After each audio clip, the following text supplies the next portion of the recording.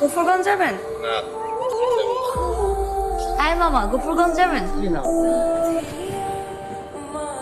আপা কই যাবেন?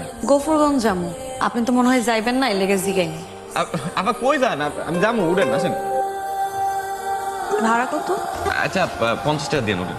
50 টাকা? ভাড়া তো 80 টাকা। আপনি 50 টাকা চাইতেছেন কেন? ও বুঝছি, আপনি আবার প্যাসেঞ্জারও নেবেন না। শুনুন, প্যাসেঞ্জার যদি নেন আমি 30 টাকা বেশি দিন আপনার।